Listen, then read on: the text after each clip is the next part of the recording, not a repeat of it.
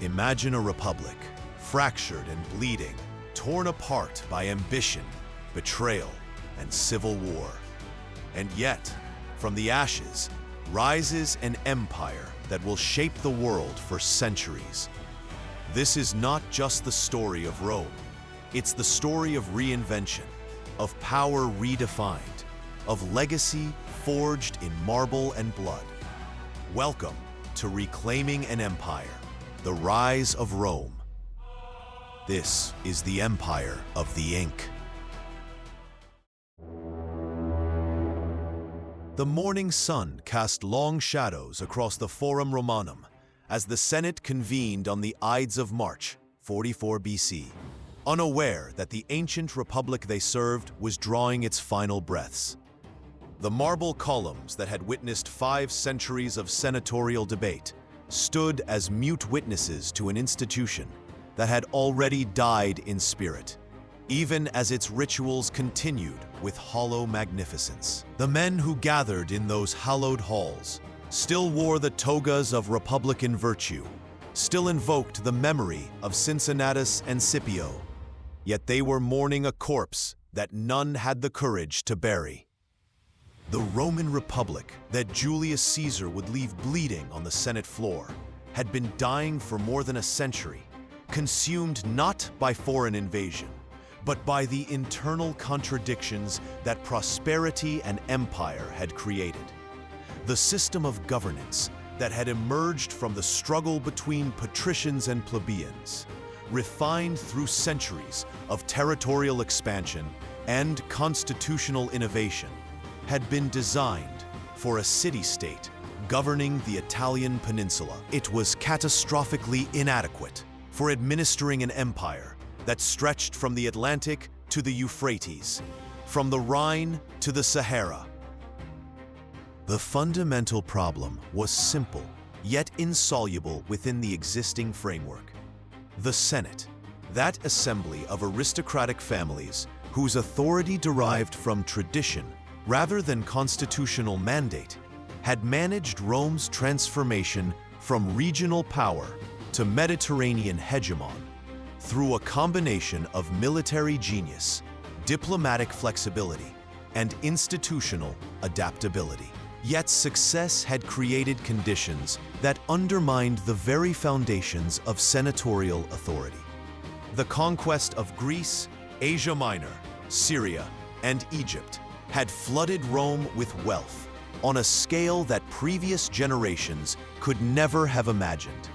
And this wealth concentrated in the hands of those who commanded armies and governed provinces. The traditional Roman virtue of frugal citizenship gave way to ostentatious displays of private magnificence that would have scandalized Cato the Elder. The political system that had relied upon a rough equality among the senatorial class, where even the wealthiest patrician differed from his peers more in degree than in kind, collapsed when individual senators commanded resources that dwarfed the public treasury. More dangerously, the expansion of Roman territory had created military commands of unprecedented duration and scale, placing in the hands of individual generals armies whose loyalty had shifted from the abstract concept of Rome to the concrete reality of commanders who paid their bonuses and distributed conquered lands.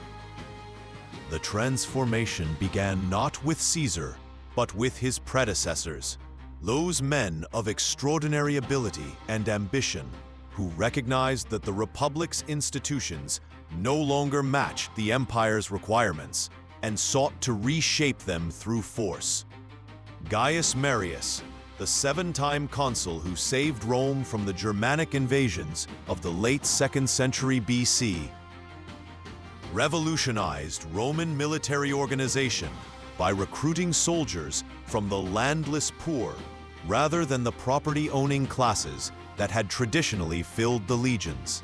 His reforms created professional armies whose loyalty belonged to their commanders rather than to the state, establishing the pattern that would dominate Roman politics for the next century. Marius understood what many of his conservative opponents refused to acknowledge. the traditional citizen militia, composed of farmers who served seasonally before returning to their fields, could not sustain the prolonged campaigns that empire required. The conquest of territories thousands of miles from Rome, the suppression of revolts across multiple theaters, the garrisoning of hostile frontiers demanded soldiers who would serve for decades rather than seasons, professionals who made war their career rather than their civic obligation. Yet these professional soldiers needed compensation beyond the meager pay that tradition allowed, and the only resource available in sufficient quantity was conquered land. The social consequences of this military transformation extended far beyond the army itself. The Italian countryside that had once been characterized by small family farms worked by citizen soldiers gradually transformed into vast estates worked by slave labor, the spoils of successful conquest. The displaced farmers who could no longer compete with slave-worked latifundia flooded into Rome, creating an urban proletariat whose political significance far exceeded their economic productivity. These were citizens who possessed votes but no property, political rights but no economic independence, and they proved willing to support any leader who promised them land, grain, or entertainment. Lucius Cornelius Sulla provided the first demonstration of what military power unconstrained by republican tradition could achieve. His march on Rome in 88 BC, leading legions that should have been fighting Mithridates in the east against the city they had sworn to defend, shattered the most fundamental assumption of republican government: that Roman armies existed to protect Rome from external enemies, rather than to serve as instruments of factional conflict. The proscriptions that followed Sulla's victory, those systematic murders of thousands of citizens whose only crime was supporting the wrong political faction, revealed the savagery that lay beneath the constitutional forms of republican politics. Yet Sulla's most significant achievement was not his military victories or his bloody purges, but his attempt to restore senatorial authority through constitutional reform. His expanded Senate, his restructured magistracies, his regulations limiting the power of tribunes, represented a comprehensive effort to turn back the clock, to recreate the Republic as it had existed before the Gracchi had challenged aristocratic dominance. The failure of this restoration, evident within a decade of Sulla's retirement, demonstrated that Rome's problems could not be solved by constitutional tinkering. The empire had grown too large, the armies too powerful, the economic disparities too extreme for any mere redistribution of formal authority to address the underlying tensions. The alliance that formed in 60 BC among three men who had nothing in common except ambition and the recognition that traditional politics had become irrelevant represented the logical conclusion of a century of constitutional decay. Gnaeus Pompeius Magnus, who had conquered the East and reorganized half the Mediterranean world while still technically a private citizen, brought military glory and enormous client networks. Marcus Licinius Crassus, the wealthiest man in Rome and the suppressor of Spartacus's revolt, contributed financial resources and connections to the business class that dominated the state's revenues. Gaius Julius Caesar, a patrician of ancient lineage but limited resources, provided the crucial ingredient of political genius and boundless ambition. The First Triumvirate, as later historians would name it, was not a formal institution, but a private agreement among three men who recognized that collective action could achieve what individual effort could not. The traditional mechanisms of republican government, the consular elections, and senatorial debates and tribunician vetoes continued to function as they always had. Yet they had become theater rather than reality. The real decisions were made in private meetings among the triumvirs, who then deployed their combined resources to ensure that formal political processes produced the desired results. Caesar's consulship in 59 BC revealed the hollowness of senatorial authority when confronted by determined opposition backed by military and financial power. His colleague Marcus Calpurnius Bibulus, representing the conservative faction that still believed republican forms could constrain ambitious individuals, found himself literally imprisoned in his home by mobs supporting Caesar's legislation. The traditional veto power that had allowed one consul to block another's initiatives proved worthless when political violence could be deployed with impunity. Caesar secured his desired legislation, his command in Gaul, and his immunity from prosecution, demonstrating that the Republic now belonged to those with the will and resources to seize it. The Gallic campaigns that consumed the next decade transformed Caesar from a talented but conventional politician into a military commander whose achievements rivaled those of Alexander and Scipio. The conquest of territories that stretched from the Mediterranean to the North Sea, encompassing modern France, Belgium, parts of Germany, and even exploratory invasions of Britain, was accomplished through military genius that combined strategic vision with tactical brilliance. Yet the true significance of these campaigns lay not in the territories conquered, but in the army that accomplished the conquest. The legions that crossed the Rhine and the Channel were no longer the citizen militia of republican tradition, but professional soldiers whose entire adult lives had been spent under Caesar's command. They had enriched themselves with Gallic plunder, distinguished themselves in battles that would be celebrated for centuries, and developed the fierce esprit de corps that comes from shared hardship and victory. More importantly, they had developed personal loyalty to Caesar that superseded any abstract allegiance to Rome or the Senate. When the final crisis came, these veterans would follow their commander across any boundary, physical or constitutional, that separated them from his enemies.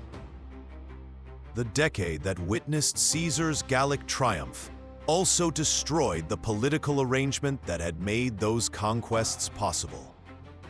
Crassus, seeking military glory to match his financial success, led an army into Parthia in 53 BC and met disaster at Carrhae, where the legions were annihilated and the triumvir himself was killed.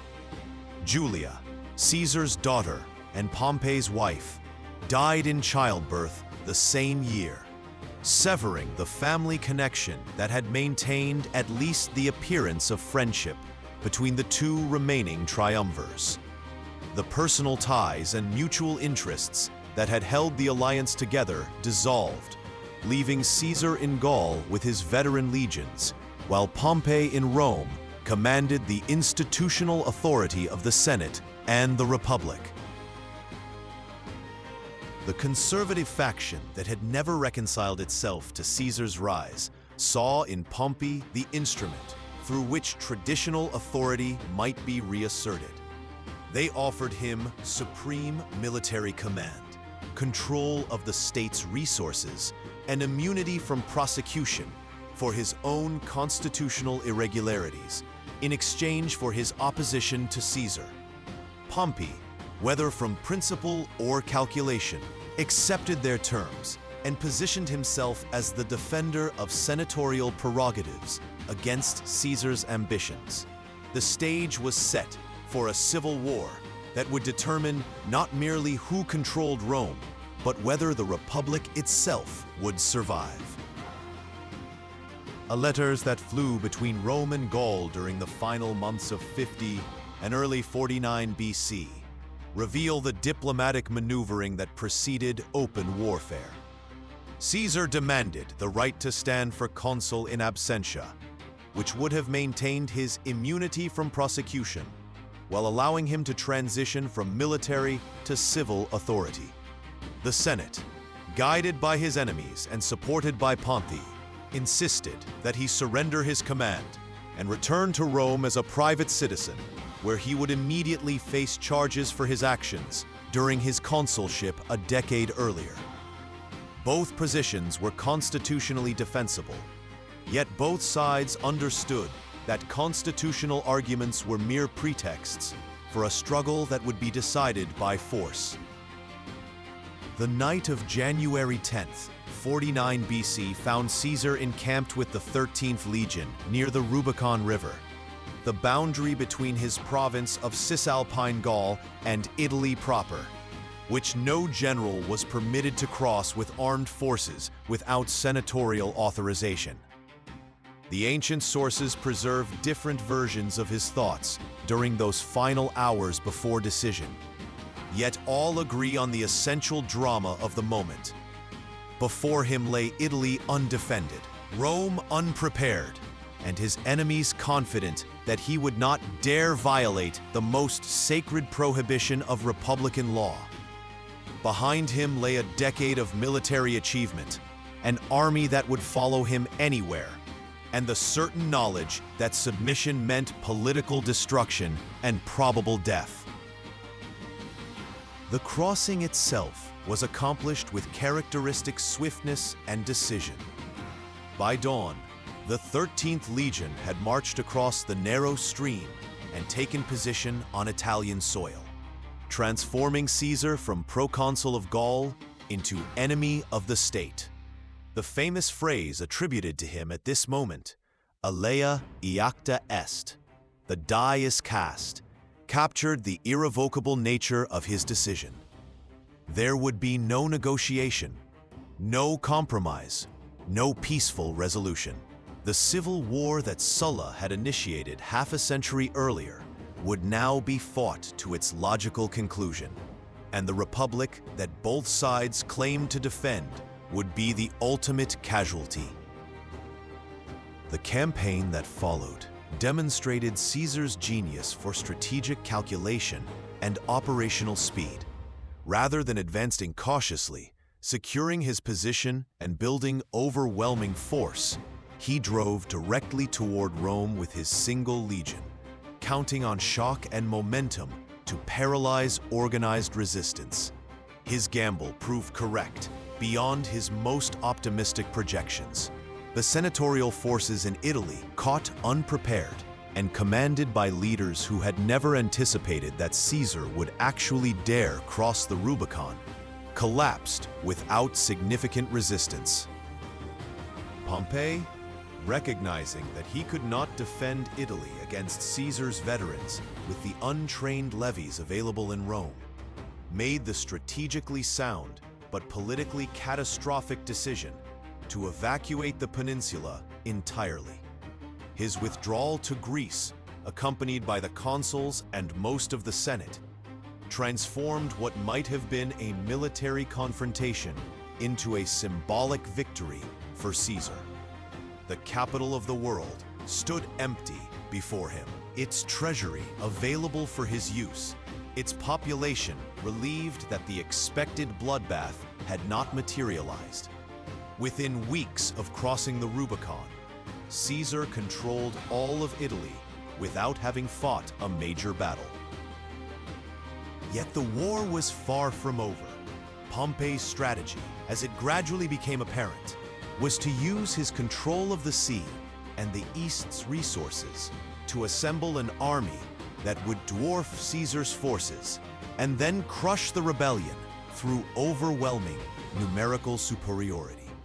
The senatorial cause retained legitimacy in the eyes of traditional Romans, control over Rome's wealthiest provinces, and the support of most client kings and allied states. More importantly, Pompey himself remained the most accomplished general of his generation, a commander whose military reputation had been built on genuine achievement rather than political manipulation.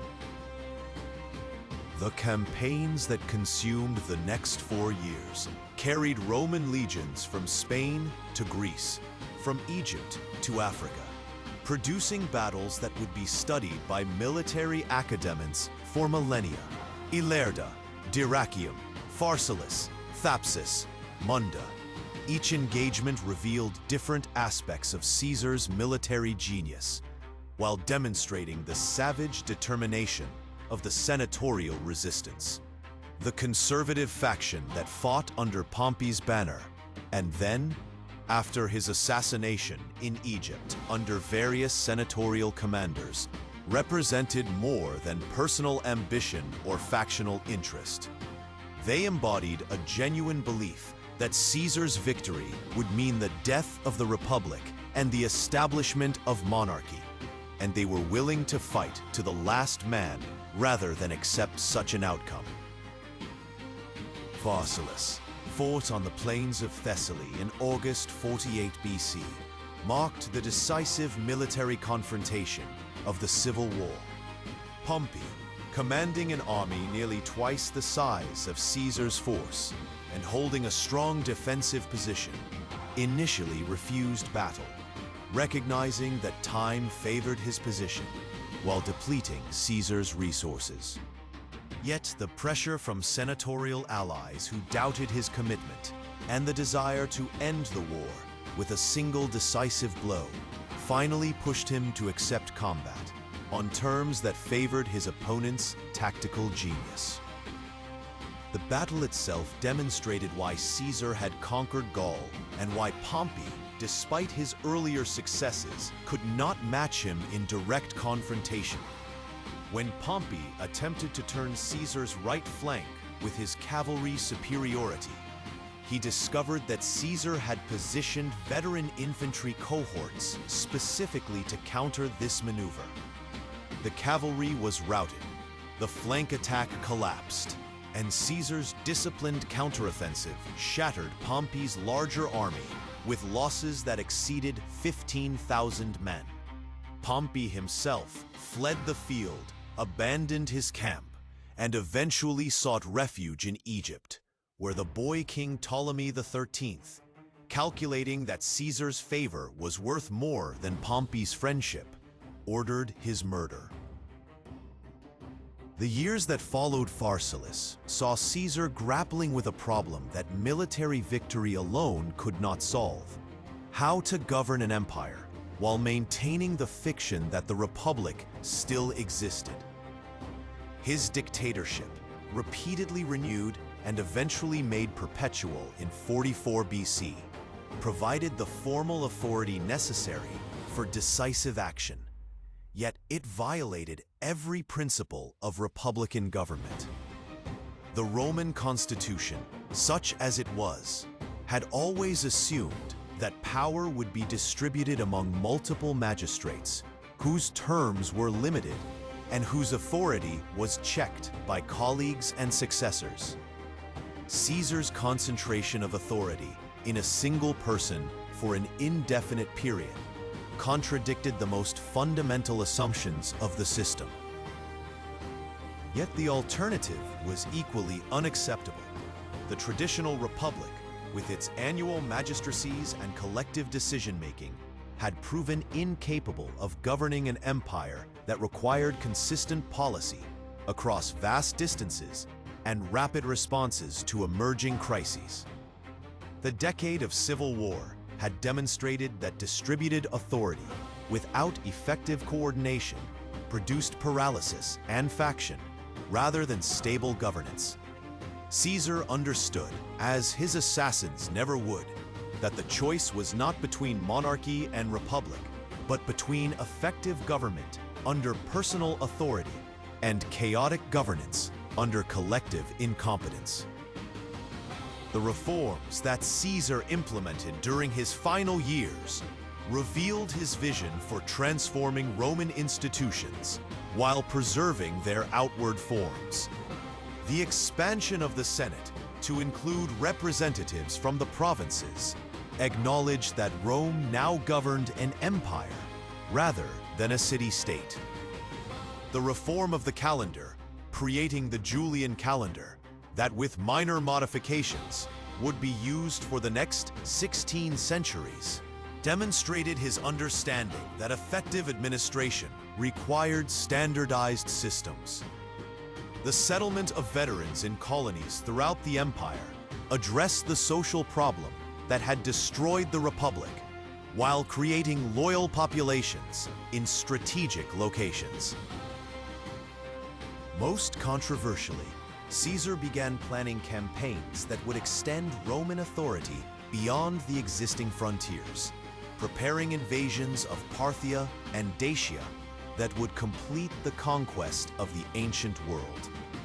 These projects revealed his understanding that the empire's stability depended not merely on defending existing borders, but on maintaining the momentum of expansion that had always characterized Roman success. An army that was not conquering new territories would inevitably turn its energies toward internal conflicts, and a political system that could not provide opportunities for ambitious men would devour itself through factional struggle. The conspiracy that culminated in Caesar's assassination on March 15th, 44 BC, brought together some 60 senators, united by the conviction that removing the dictator would restore the Republic.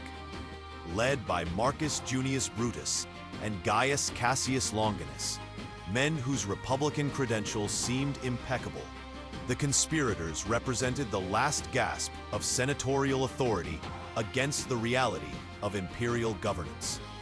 They struck down Caesar in the Senate itself, that most sacred space of republican deliberation, believing that his death would allow the restoration of traditional politics. The assassins' fundamental miscalculation became apparent within hours of their triumph. The Roman people, who the conspirators assumed would celebrate liberation from tyranny, instead rioted in fury at the murder of a leader who had provided them with land, grain, and entertainment. The legions stationed throughout the empire, far from welcoming a return to senatorial authority, demanded vengeance for their murdered commander. Most crucially, the men who had served under Caesar and depended upon his favor for their positions immediately began calculating how they might inherit his power, rather than how they might restore the system he had superseded. A will that Caesar had deposited with the Vestal Virgins, read publicly in the Forum after his funeral, revealed the political genius that survived his death. His adoption of Gaius Octavius, his 18-year-old grandnephew, created an heir who could claim both his name and the loyalty of his veterans. The generous bequests to every Roman citizen demonstrated Caesar's understanding of how popular favor might be purchased and maintained. The provisions for his gardens to become public parks revealed his grasp of the symbolic importance of appearing to serve the common good while accumulating personal power.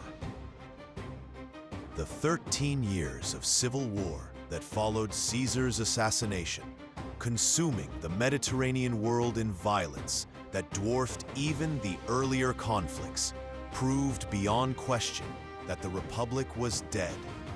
The Second Triumvirate, formed among Marcus Antonius, Marcus Aemilius Lepidus, and the young Octavian, differed from its predecessor in being a formal constitutional arrangement backed by military force.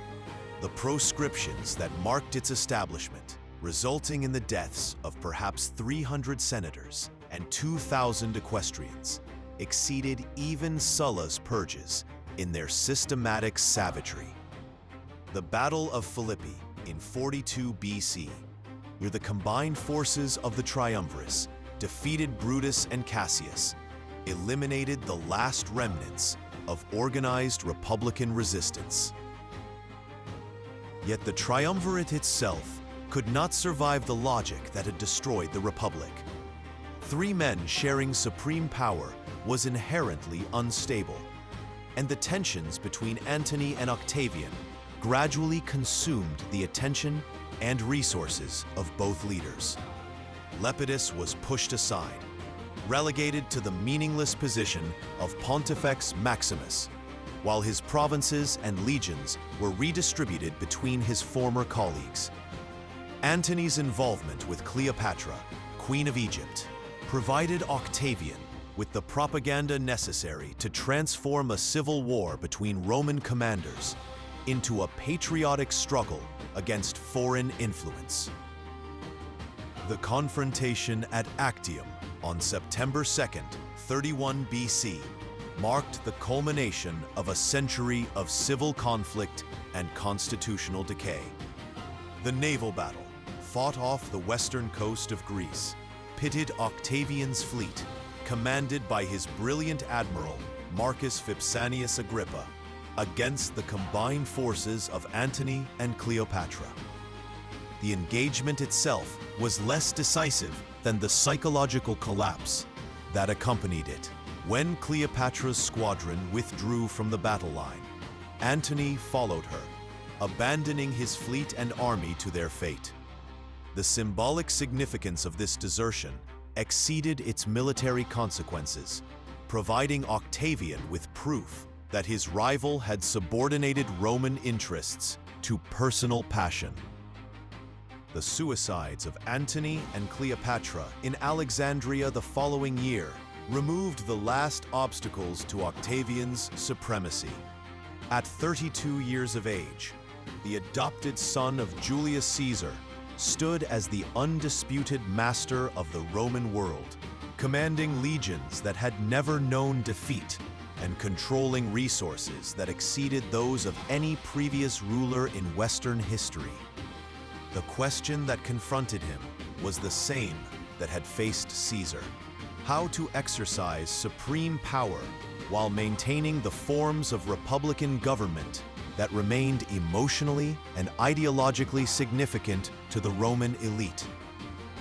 The genius of Octavian's solution lay in his recognition that Romans would accept monarchy if it was never called by that name.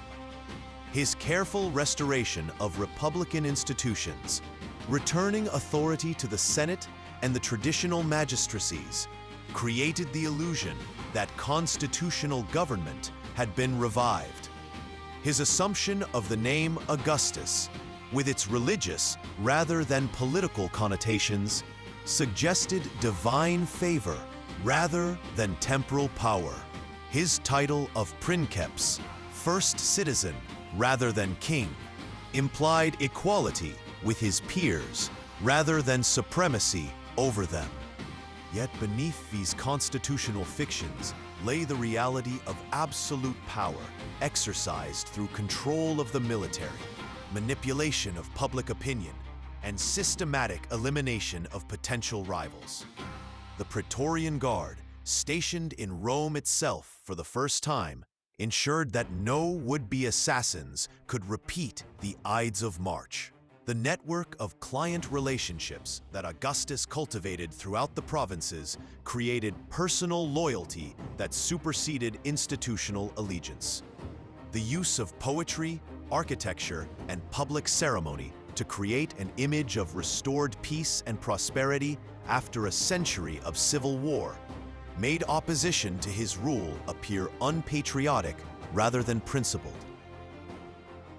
The transformation that Augustus accomplished during the 4 decades of his rule created institutions and precedents that would govern the Roman world for centuries. Yet his success in establishing the imperial system raised questions that would determine the character and longevity of what he had created. How would succession be managed in a system that claimed not to be a monarchy? Could the empire continue to expand, or had it reached the natural limits of sustainable governance? Would the provinces accept permanent subordination to Italian authority? Or would the logic of empire eventually dissolve Roman identity itself? The answers to these questions would emerge through the reigns of Augustus's successors, as the imperial blueprint was tested by incompetent rulers and administrative challenges, refined through military crises and provincial integration, and ultimately transformed into something that neither Augustus nor Caesar could have imagined.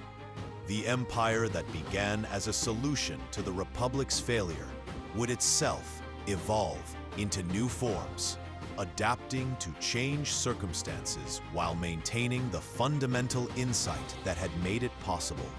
That effective governance of vast territories required concentrated authority guided by consistent policy.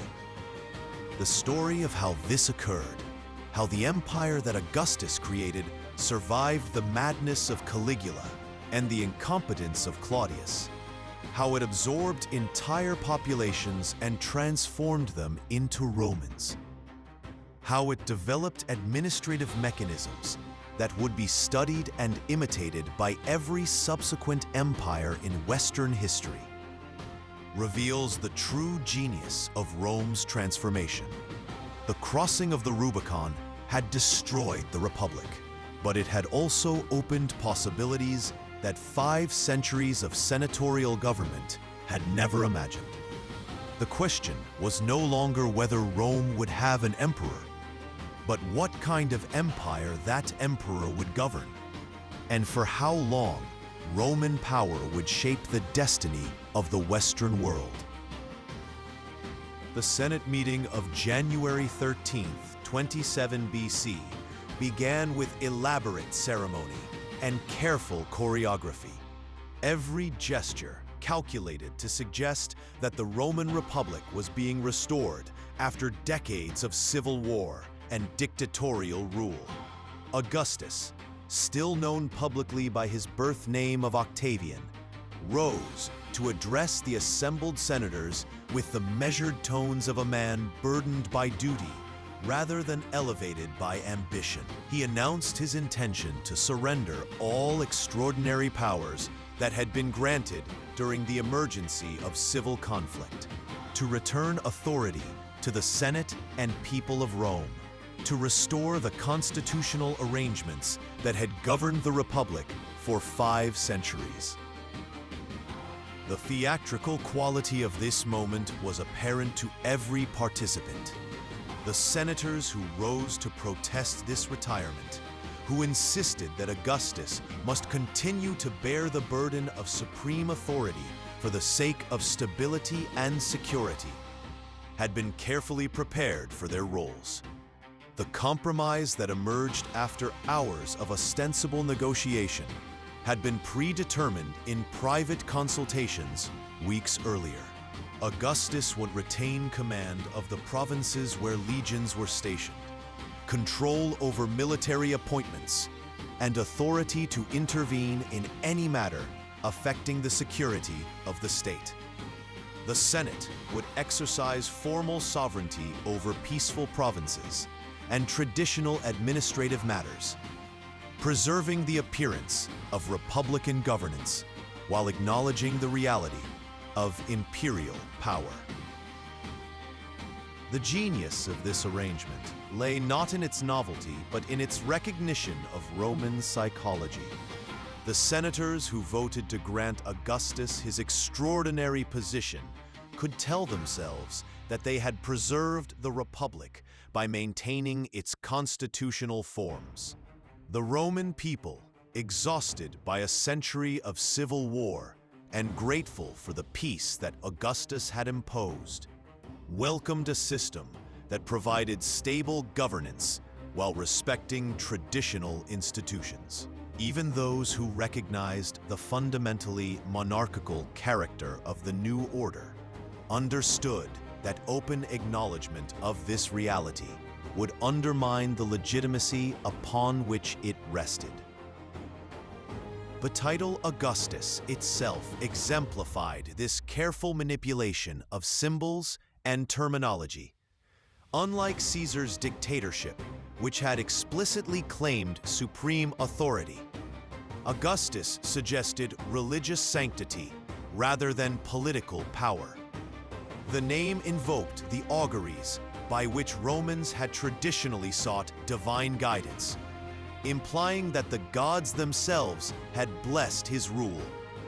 Combined with his retention of traditional republican magistracies, his membership in ancient priestly colleges, and his patronage of religious restoration, this religious aura transformed him from a military commander who had seized power into a divinely favored leader who had accepted it reluctantly for the common good. The administrative system that Augustus constructed during the first decades of his rule revealed the sophisticated understanding of power that distinguished him from his adoptive father. Caesar had grasped that the republic's institutions were inadequate for governing an empire, yet he had never developed systematic alternatives to replace them. Augustus recognized that effective imperial governance required not merely the concentration of authority, but its exercise through mechanisms that could function consistently across vast distances and outlast individual rulers. The creation of a permanent administrative class to govern the provinces marked the most significant institutional innovation of the Augustan settlement. The traditional republican system had relied upon annual magistrates whose brief terms prevented them from developing provincial expertise or establishing independent power bases. This arrangement had worked adequately when Rome governed only Italy and its immediate surroundings, but it proved catastrophically inadequate for administering territories from Britain to Mesopotamia. Augustus established career paths for equestrian administrators who would spend decades governing provinces, developing the specialized knowledge necessary for effective administration while remaining dependent upon imperial favor for advancement. The military reforms that accompanied this administrative revolution proved equally consequential for the empire's long-term stability. The legions that had fought Rome's civil wars had been temporary formations, recruited for specific campaigns, and then disbanded once fighting ended.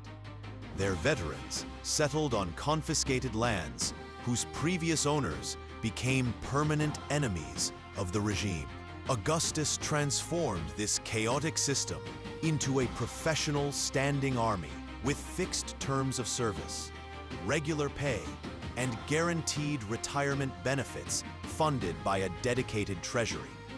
The 25-year enlistment term created soldiers whose entire adult lives were spent in imperial service, whose identities were defined by their legions rather than their cities of origin, and whose loyalty belonged to the emperor, who paid their salaries and would eventually provide their pensions.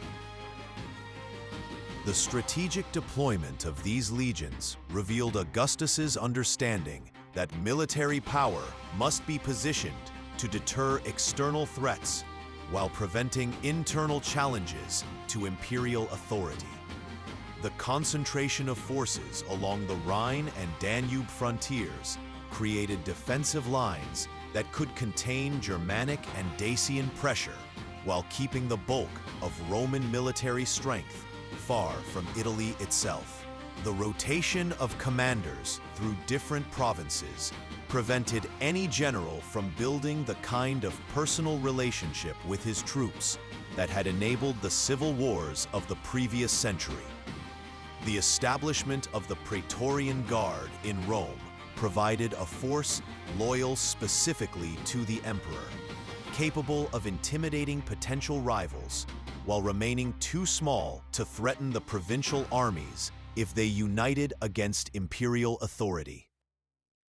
Yet Augustus's most remarkable achievement lay not in administrative innovation or military deployment, but in his systematic manipulation of public perception through what modern observers would recognize as sophisticated propaganda. The transformation of Rome's physical environment during his reign created a visual argument for the legitimacy and permanence of the new order that was far more powerful than any written justification could have been. The marble that replaced brick in public buildings, the temples that honored both traditional gods and the deified Julius Caesar, the monuments celebrating military victories and civic virtues combined to create an environment that constantly reinforced messages about imperial beneficence and Roman destiny. The Ara Paucis, the altar of Augustan peace dedicated in 9 BC, exemplified this use of art as political communication. The monument's sculptural program presented Augustus not as a military dictator, but as a priest performing religious duties, surrounded by his family and the Senate, in a scene that suggested harmony between all elements of Roman society. The mythological panels connecting Augustus to Aeneas and through him to Venus linked the imperial family to Rome's legendary founding, suggesting that his rule fulfilled ancient prophecies rather than violated republican traditions. The agricultural imagery celebrating fertility and abundance implied that peace under Augustus had restored the natural order disrupted by decades of civil war. The literary patronage that Augustus extended through his advisor Maecenas created a cultural environment that reinforced these visual messages through poetry that would define Roman literary achievement for all subsequent generations. Virgil's Aeneid, ostensibly an epic about Rome's legendary founding, was transparently a celebration of Augustan rule that presented the civil wars as necessary birth pangs of a new golden age. Horace's odes praised the restoration of traditional Roman virtues, while carefully avoiding any suggestion that the Republic itself had been worth preserving. Livy's history created a narrative that made Augustus appear as the culmination of centuries of Roman development, rather than the end of senatorial governance, or rather than the establishment of permanent one-man rule. This cultural program extended beyond elite literature to the entertainments that occupied the Roman masses. The gladiatorial games, theatrical performances, and public festivals that Augustus sponsored with unprecedented magnificence served multiple purposes simultaneously. They demonstrated imperial generosity while distracting the population from political powerlessness. They provided occasions for public appearances that reinforced Augustus's image as a benevolent father figure concerned with his people's welfare. They created shared experiences that fostered identification with the imperial order, while subtly communicating messages about Roman superiority and imperial destiny. The extension of Roman citizenship and the integration of provincial elites into the imperial administration revealed Augustus's understanding that the empire's stability depended upon transforming subjects into stakeholders who benefited from Roman rule rather than merely submitting to it. The gradual expansion of citizenship rights to communities throughout the empire created incentives for local leaders to identify with Rome rather than against it, to see their interests as aligned with imperial success rather than threatened by it. The admission of provincial aristocrats to the Senate, though initially limited, established the principle that Roman identity could be acquired through merit and service rather than merely inherited through birth in Italy. The standardization of provincial governance under imperial supervision eliminated many of the worst abuses that had characterized republican administration. The proconsuls and proprietors who had governed provinces under the Republic had possessed virtually unlimited authority within their territories, constrained only by the knowledge that they would eventually return to Rome and face prosecution for misconduct. This system had produced spectacular corruption as governors sought to extract sufficient wealth during their brief terms to bribe the juries that would try them upon their return.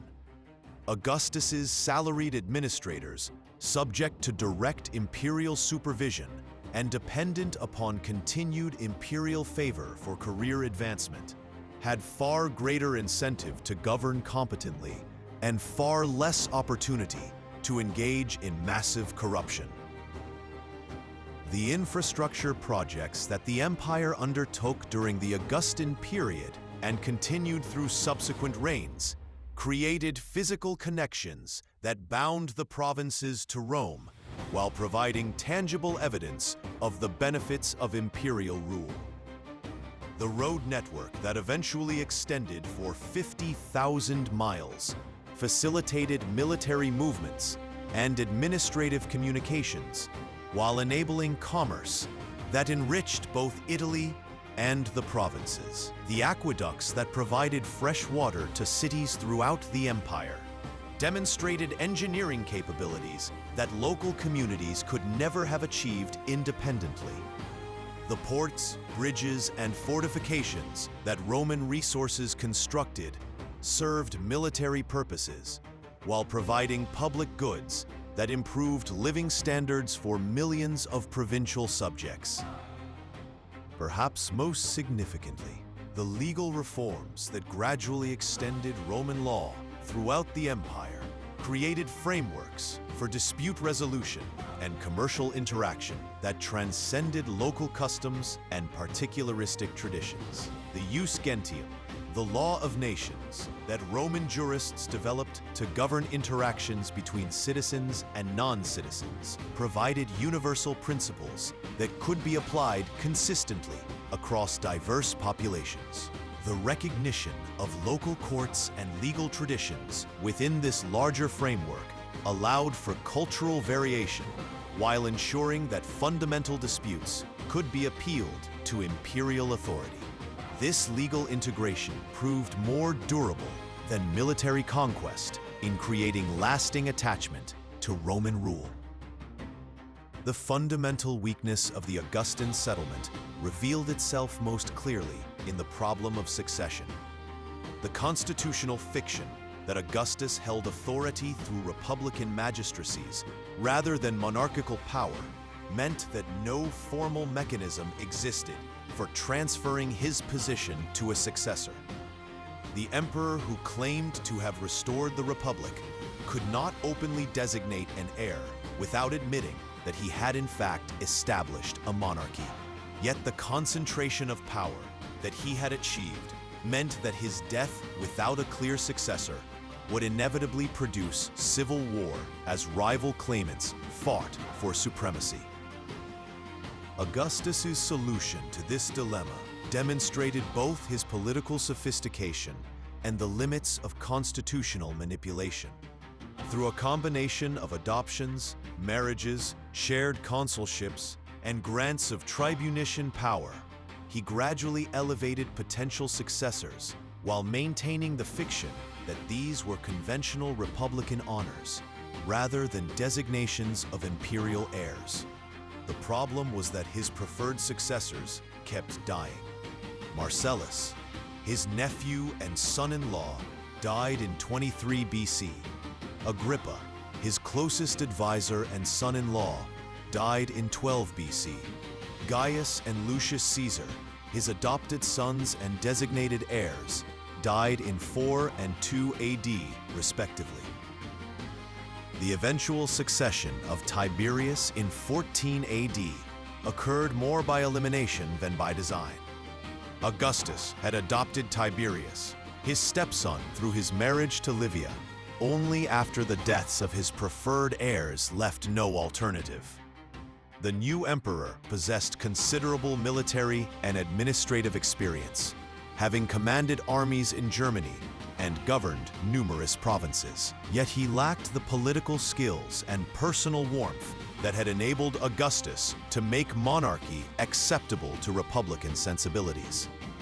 The Tiberian reign revealed the danger inherent in the Augustan system, that the empire's stability depended upon the personal qualities of individual emperors rather than institutional mechanisms that could constrain incompetent or tyrannical rulers. The succession crisis that had threatened at Augustus's death was merely postponed rather than resolved. Tiberius, childless and embittered, eventually withdrew from Rome entirely, governing the empire from his villa on Capri, while the Praetorian prefect Sejanus exercised power in the capital. The reign of Caligula, who succeeded Tiberius in 37 AD, demonstrated that the imperial system could survive even a mentally unstable emperor, only because the administrative machinery that Augustus had created could function independently of the emperor's personal involvement. The assassination of Caligula and the accidental elevation of Claudius by the Praetorian Guard in 41 AD revealed that ultimate authority over the succession had passed from the Senate to the military. The military disasters that marked the later years of Augustus's reign exposed the strategic limitations that would constrain imperial expansion for the next 4 centuries. The Teutoburg Forest Massacre in 9 AD, where 3 entire legions under Publius Quinctilius Varus were annihilated by Germanic tribes led by Arminius, shattered the confidence that Roman arms could conquer any territory they targeted. The psychological impact of this defeat exceeded even its military significance.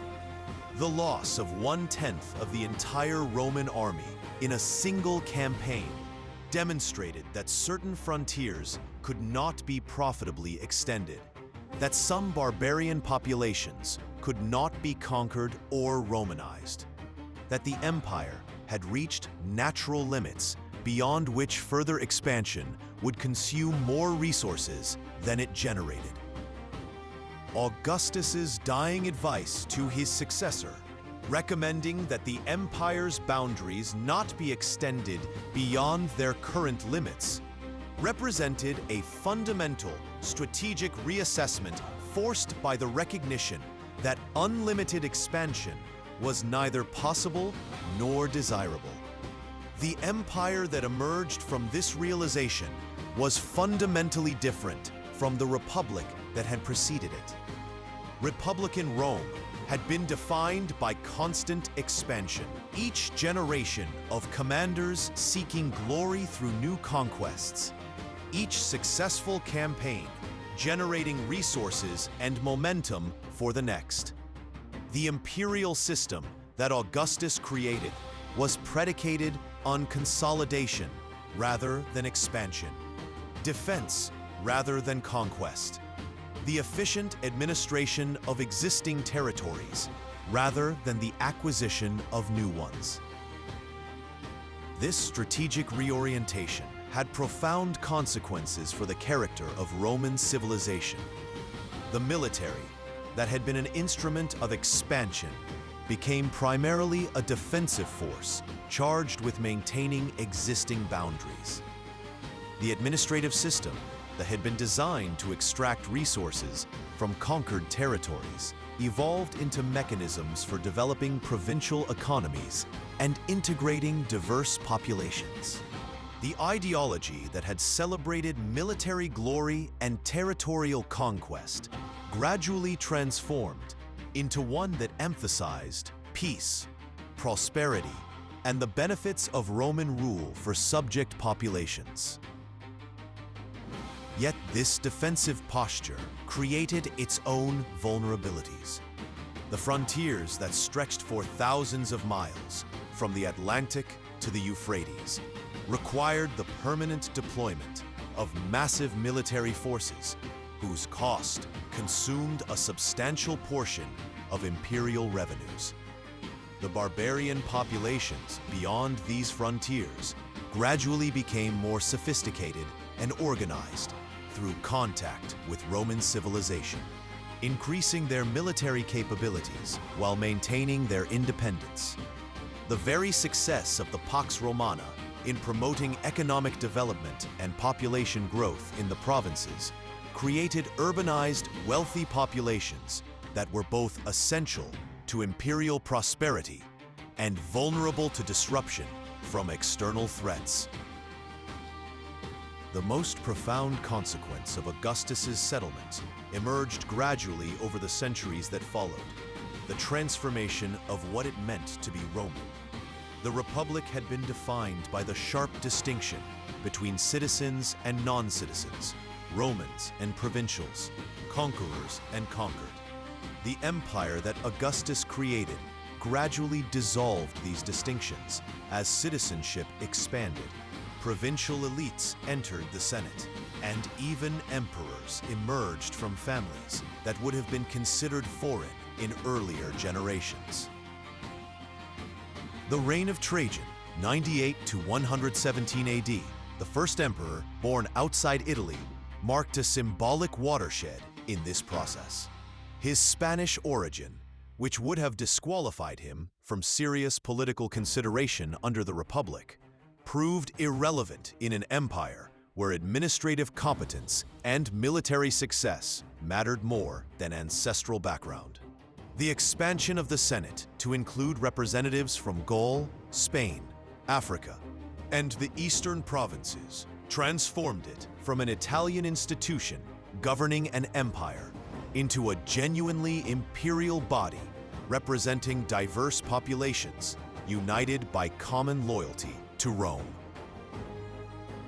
The Antonine Constitution of 212 AD, which extended Roman citizenship to virtually all free inhabitants of the empire, completed a process that had begun under Augustus. The distinction between Romans and provincials, which had defined republican politics and justified imperial conquest, disappeared as legal status became universal within the empire's boundaries.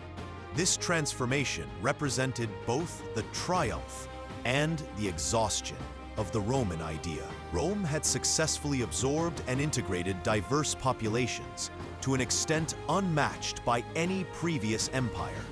Yet in doing so, it had diluted the distinctive identity that had made conquest possible.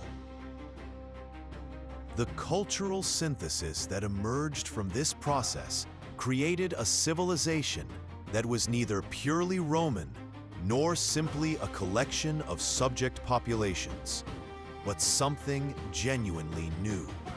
Greek philosophy informed Roman law.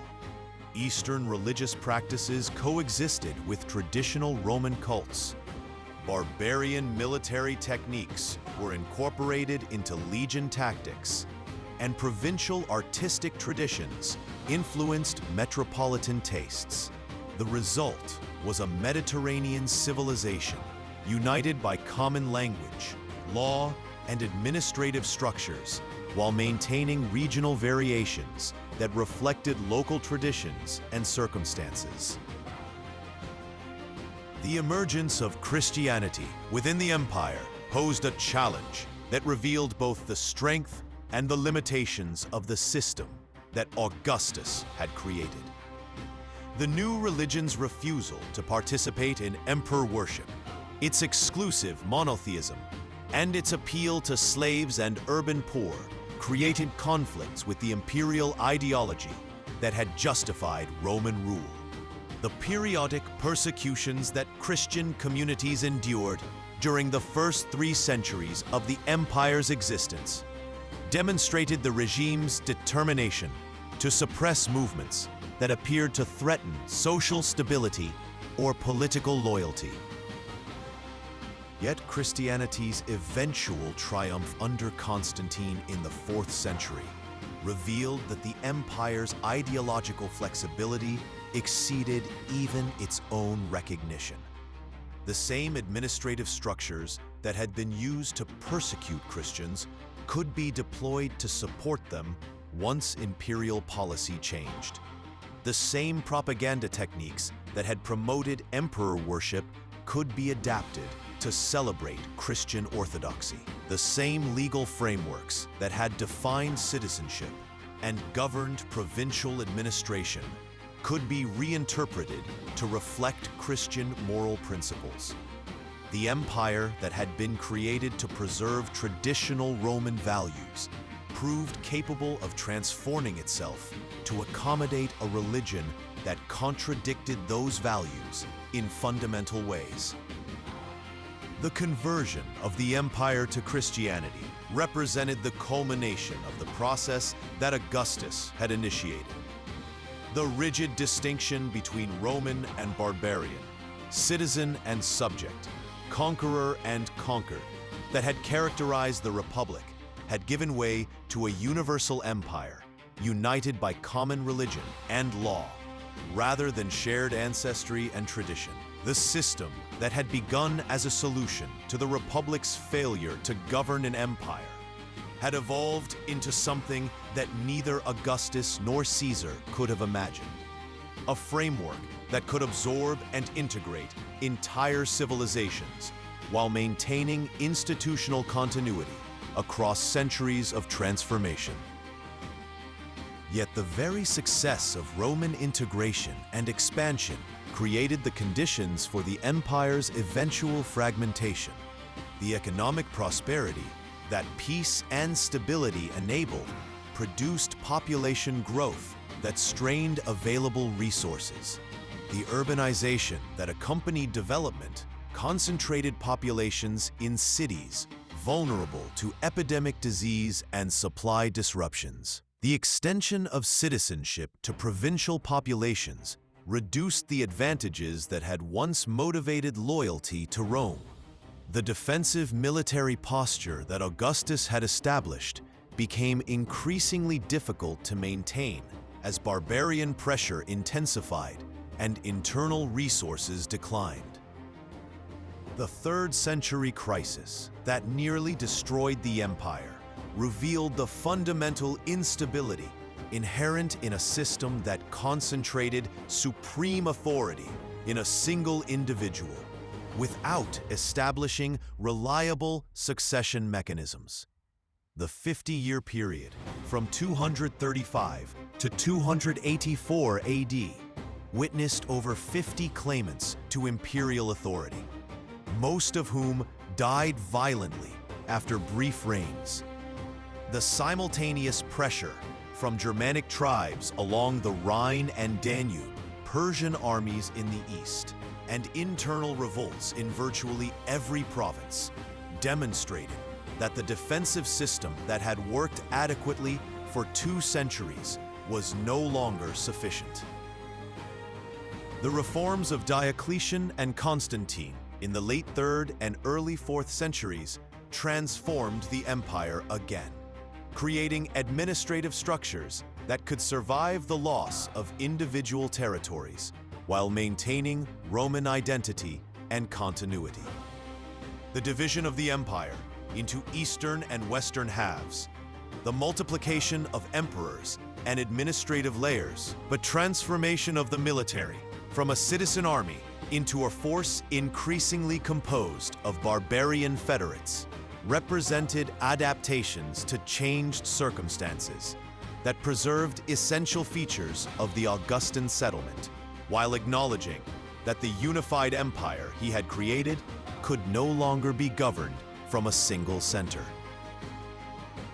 The Western Empire's collapse in the 5th century, marked by the deposition of the last emperor in 476 AD, represented the failure not of Roman civilization, but of the political structure that Augustus had created to govern it. The Eastern Empire, which would continue as Byzantium for another 1,000 years, preserved Roman law, administrative practices, and imperial ideology, even as it evolved into something that would have been unrecognizable to Augustus. The Germanic kingdoms that emerged in the West claimed Roman legitimacy, employed Roman administrative practices, and preserved Roman legal traditions, even while governed by barbarian dynasties.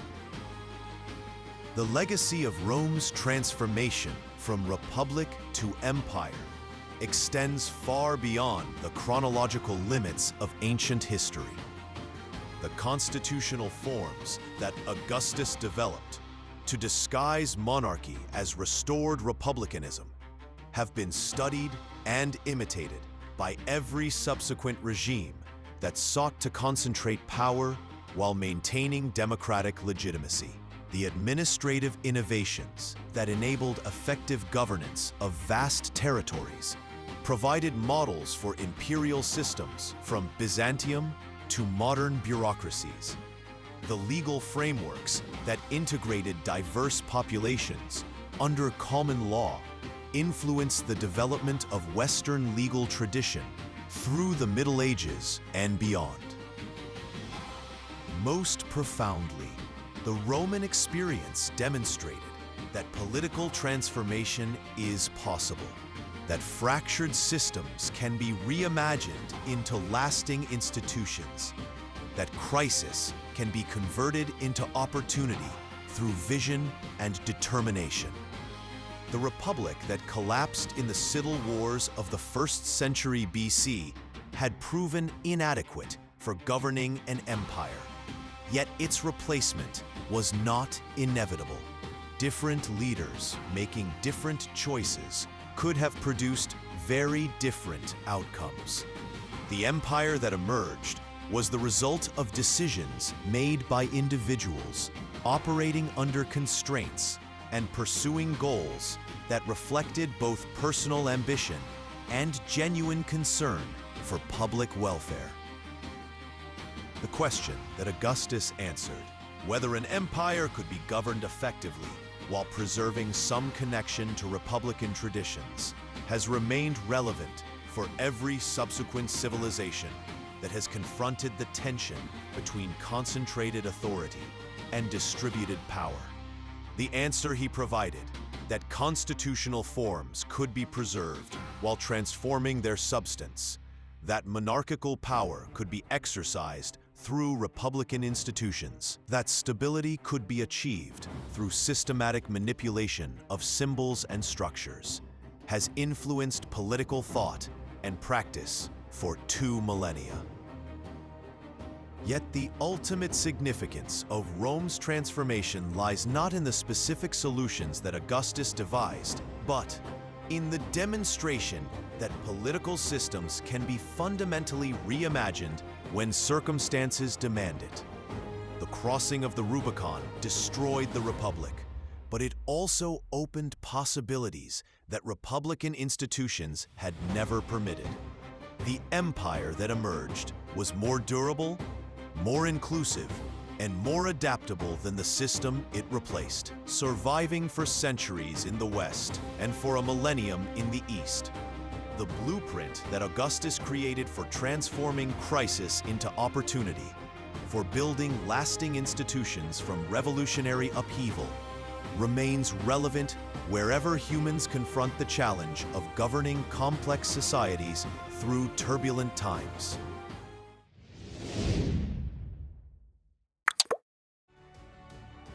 From the chaos of the Republic to the brilliance of Augustus, Rome didn't just survive, it transformed.